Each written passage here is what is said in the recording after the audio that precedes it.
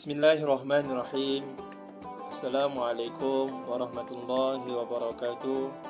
Rabbi shrah li sadri wa yassir li amri wahlul 'uqdatam min lisani yafqahu qawli. Ba'da a'udzu billahi minasyaitonir rajim. Bismillahirrahmanirrahim.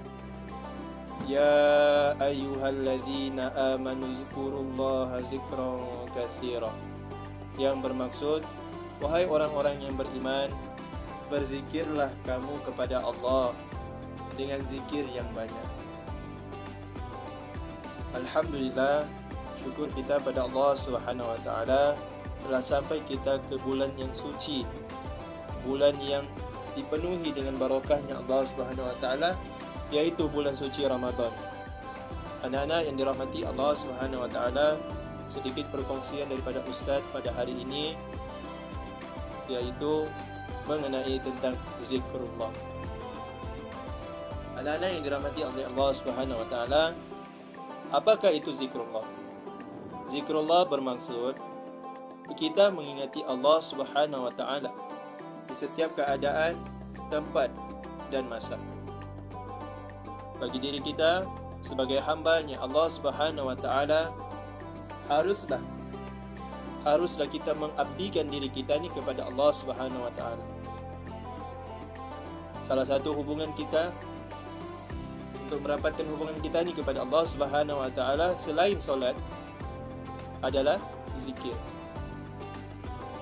Zikir juga merupakan salah satu kaedah supaya kita ni boleh merapatkan diri kita ni untuk mengenal Allah Subhanahu wa taala lebih dekat. Anak-anak yang dirahmati oleh Allah Subhanahu wa taala, hakikatnya ramai yang melazimi zikrullah, akan tetapi kesannya tidak sampai ke dalam hati. Impak ataupun kesan daripada zikrullah itu mempunyai impak yang besar, mempunyai kesan yang besar. Antara salah satunya ialah menguatkan hati kita ini terpelihara daripada perkara yang mungkar.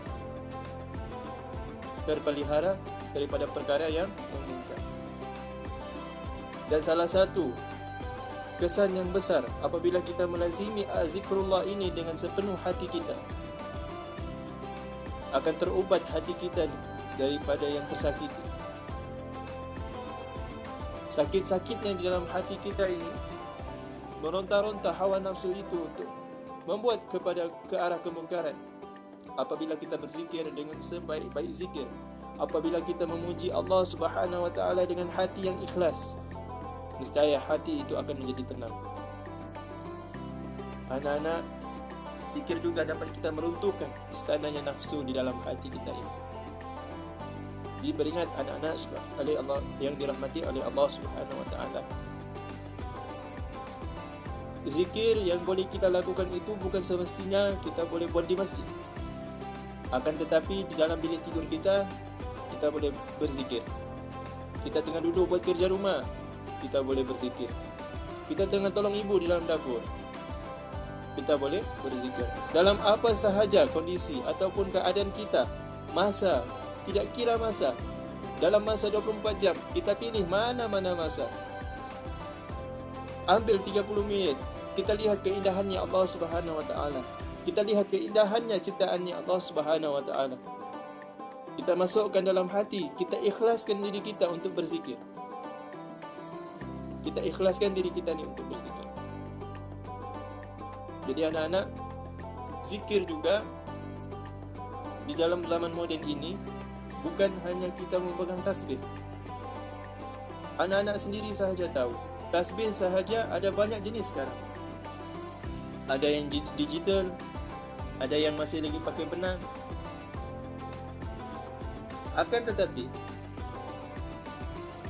zikir juga pada masa sekarang ini dibuatkan sebagai satu lagu. Supaya apa, nak? Supaya kita suka untuk mendengar zikir, untuk kita mendengar nama-namanya Allah Subhanahu wa taala disebut. dengan hati yang ikhlas kita sebut, insya-Allah kita dapat ketenangan. Satu ketenangan yang daripada Allah Subhanahu wa taala. Jadi anak-anak yang dirahmati oleh Allah Subhanahu wa taala, jangan kita lepaskan peluang ini. Di dalam bulan suci Ramadan inilah kita ambil peluang.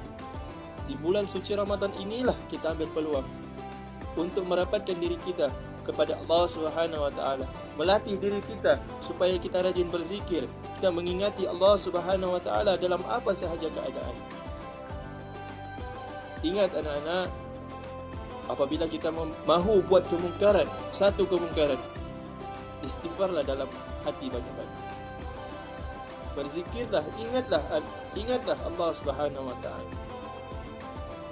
InsyaAllah kita terpelihara daripada perkara-perkara yang mungkar. Sedikit pesanan untuk anak-anak Seri Al-Fatih. Jangan lupa berzikir anak-anak. Zikirlah setiap hari. Zikirlah apa sahaja. Selawat, kita sebut nama Allah. Kita sebut nama Nabi Muhammad SAW. Tidak kira apa sahaja keadaan kita. Kita kena belajar hati itu bermain kepada pikiran kita.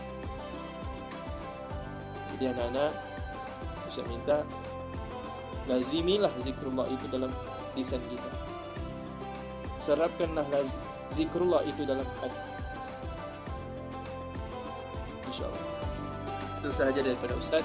Assalamualaikum warahmatullahi wabarakatuh.